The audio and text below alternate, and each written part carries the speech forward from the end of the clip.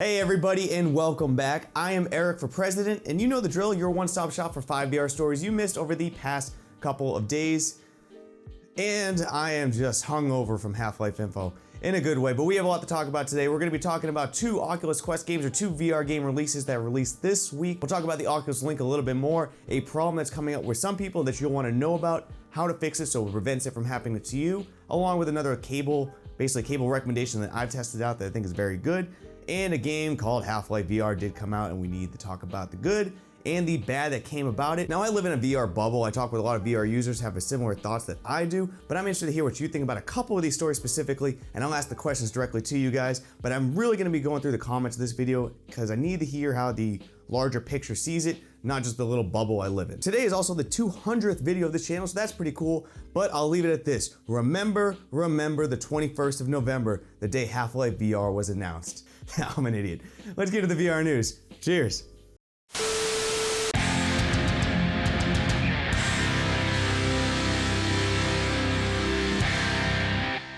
Starting off with a couple game quickies, let's talk Espire 1, releasing at the time of this video's release, November 22nd, 2019. Although we've talked about Espire 1 3 separate times, a quick TLDR for those still interested in hearing about the game. Espire 1 is attempting to basically be your definitive VR stealth espionage type game, boasting an impressive single player campaign, a lot of ways to play each level, it's up to you how you want to play, boasting a lot of challenges, unlockables, star system, and leaderboards. It's a campaign that you can keep replaying over and over, trying different things and having a lot of fun. I'm very excited to be playing, and I am playing it probably the time of this video's release. However, that's not what we're here to talk about today. For those who've been following Espire 1 know about its history. It was originally supposed to launch back in August, was delayed to September, and then a day before its release in September was delayed again until today. What will be very interesting about this entire situation is seeing how it plays out in the reviews. When it was delayed, you did see a wide range, as you would expect from the internet, of reactions, from those writing off the game to those defending it, saying release the game when it's damn well and ready. But what I'm really hoping for is I hope this game does very well. I'm very much rooting for the game, and although I'll be critical, I am rooting for its success, because if it is well received, well played, and adopted even after all these delays, it's a proof of concept that a game can be delayed as many times as needed to deliver the correct product. And that's very important. I'm looking at you, Google Stadia. Do better next time, but Espire 1, I'm rooting for you. Espire 1 is out right now on all major headsets, and yes, that includes the Oculus Quest. We also need to briefly talk about Vader Immortal Episode 3 because I'm sincerely interested if this whole episodic adventure paid off for you all. Vader Immortal Episode 3 launched yesterday, continuing the story we left off in Episode 2, and without spoiling anything, it was a lot of fun. Fighting AT-ATs, TIE fighters, and Vader himself are all on the table and are exceptional. Now, you know I loved Episode 1, and while Episode 2 was good, it was less of a thrill for me, but in this lies the question that I pass off to you. One of the things I've always been curious of, are these episodic, basically, adventures, are all 3 episodic adventures worth the price of admission? Did this ultimately pay off the way everyone thought it would be when they were defending it on Episode 1? Or overall, was it a lackluster experience? Now, I'm not gonna make too much of a point here, but I will say this. Episode 1, I enjoyed greatly. Episode 2, like I said to many people, it was shorter than I wanted it to be, and it did not hit as much as Episode 1. And while Episode 3 was again great, it was short. I finished it in about 45 minutes. Overall, with the experience, if the dojo's your thing, I think it was entirely worth the price of admission. However, if you're like me, the dojo was fun, but I came for the campaign, and overall with 3 stories, them being episodic, I think hurt. They were too short individually. If they were all rolled into one, I would be thoroughly pleased for paying $30 for that all together, all at once, but that's just my opinion. I want to hear what you think. I think this has implications down the road if other games decide to do episodic experiences, and I'm really interested, outside my bubble who loved it, what you think down in the comments. Many of you are having a blast with the Oculus Link, but some of you cannot make it work, and that's because a lot of you are in the PTC mode, the public test channel. It's basically your way of letting Oculus test things before they're released, and you're helping them do that. In an Oculus support tweet, however, over the next few update releases, the Oculus Link may not work with the public test channel activated. So make sure to go into your Oculus PC app, select settings in the left menu, select the beta tab, and next to the public test channel, deselect it, and you're good to go. This of course may not solve the problem for everyone. You may be having other issues with the link. However, this is a common issue that I see pop up, and not many know about the fix, so go ahead and fix that,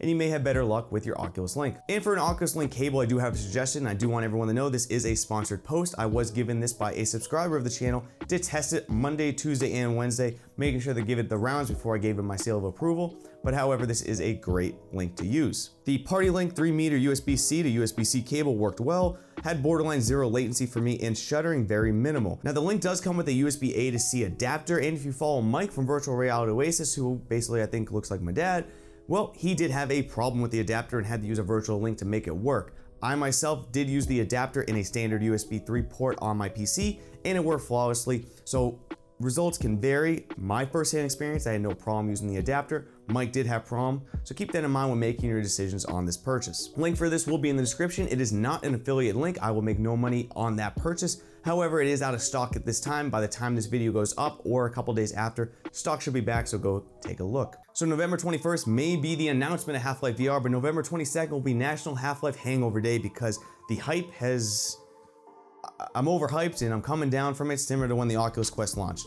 However, we got a lot to talk about at Half-Life VR. We're going to talk about all the positives, everything you need to know about it that was talked about on the announcement trailer, and then we'll go into the trigger warning of what happened after it and some thoughts I have, but I'm very interested to hear your thoughts on that because I think it's a delicate topic, but we're going to crush it here. Half-Life Alyx is Valve's return to the Half-Life series. It's the story of an impossible fight against a vicious alien race known as the Combine, set between the events of Half-Life and Half-Life 2.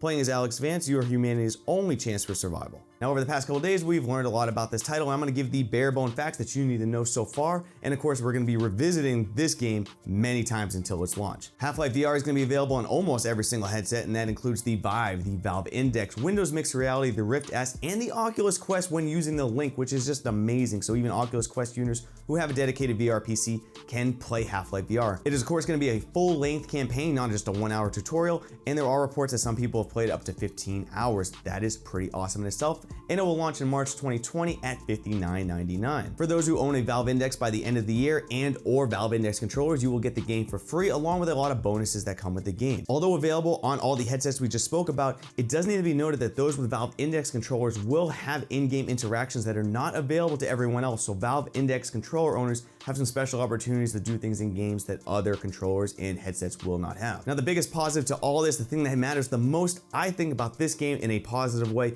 is that it does come with a level editor, which means that the modding community is going to have a field day with this game. It means we could be making game modes at different levels. This game could have unending replayability. That is amazing that they're offering that. More to come on that as soon as I find out, because that's the star of the show. Half-Life VR is amazing. The level editor is the real star, and I'm happy to have it. And for our final story, I want to touch this as tactfully as possible. We've talked about the positives of Half-Life VR. Let's talk about the other half, and that's the triggered gaming community and why Half-Life is only for VR when people have been waiting for a long time, and the baggage that came with this. And I'm gonna hit it the best way I can, and if you don't like it, I'll punch you. Being a VR gaming channel, I will admit, VR is not 100% the future of gaming. We have a long way to go before it saturates the market, before it comes mainstream, and even when it does, it is going to be a subsection of gaming and will never dominate it. It is not 100% the future of gaming. Now that goes the same way with traditional gaming. Just the way it's played right now is already changing, and the way traditional gaming like PlayStation and Xboxes are played now is not 100% of the future down the line either.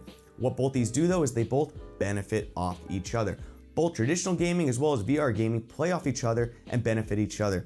What they do is they provide you ways to play what you love, whether it's entirely different games or similar IPs like possible Splinter Cell or Assassin's Creed games coming in the future.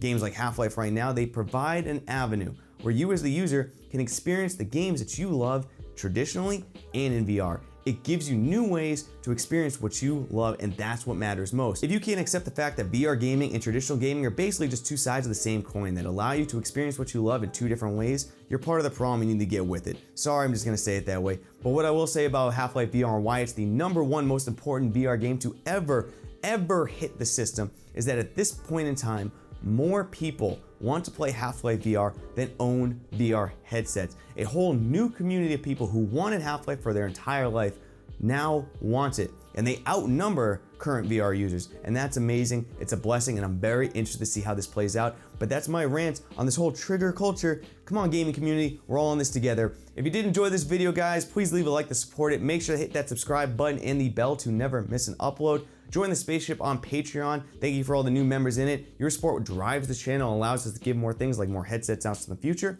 And as always, guys, I will see you in the next one, VR Space Cowboys. Cheers.